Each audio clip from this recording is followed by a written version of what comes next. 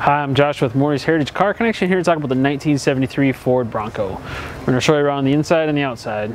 Alright, we're going to talk about how to put gas in the Bronco here. It's a little complicated. The rearmost tank is the main tank. It holds 10 or so gallons. And then the front cap here is for the auxiliary tank, which holds about 7 gallons or 8 gallons. It's pretty easy to put gas in. You just take the cap off. They're a little tight, so you kind of have to use 2 hands. Then you just want to keep track of it as you're putting gas in. You want to do 1 tank at a time, obviously.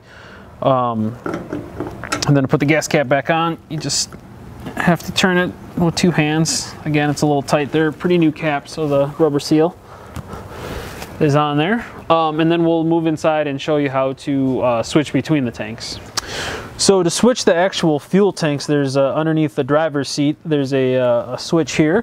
And right now it's on main tank, but the switch here, you can probably see it better, but there's a little pointer there.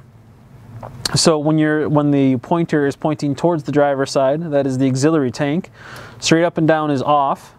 And then when it's pointing towards the passenger side, that is the main tank. That you want to just generally leave it on that. On the dash here, there's a switch, and it's labeled, it's basically for the fuel gauge, but it's labeled fuel tank, and then it has main and auxiliary. Again, the main tank is the rear tank, the biggest one, so generally you're going to want to leave it over here. But if you have to switch over to the auxiliary tank, this is what switches the gas gauge, and gas gauge only. Alright, now we're going to cover some of the controls on the dash here. They're pretty easily laid out, but we'll cover them anyways here. The lights is right here, so one pull out is going to be your parking lights, and then all the way is going to be just your headlights. The hazard lights is a pull right here. And then your wiper system is right here. Just turn it forward, turning the wipers on and off. And you kind of push it in a little bit for the wash system. And then when you get over here, you have defrost, so you pull all the way out for defrost up.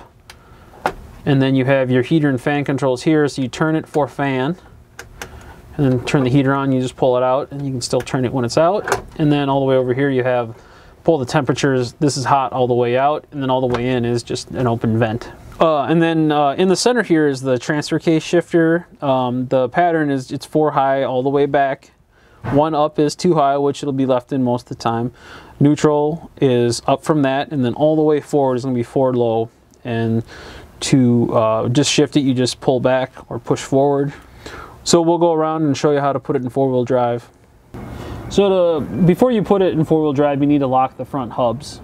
There's one of these on each side of the front axle, and to lock it, you need to lock it to put it into 4-wheel drive. So you just need to turn it clockwise to lock it. It goes around almost 1 full turn. You need to wait until it clicks in right there, and then you need to do that on the other side. And then you can put it in 4-wheel drive and the front wheels will be activated. Now we're going to show you how to get into the back of the Bronco here. First thing you have to do is swing the tire carrier out, which is lifting up on this handle here. That frees the back. You swing this off to the side. Be careful where you're swinging that, make sure there's not a car parked next to you. Then there's a handle here for the lift gate. And that lifts up. And then the handle for the tailgate is right here. You can just pop that open and you just got to kind of pull it back.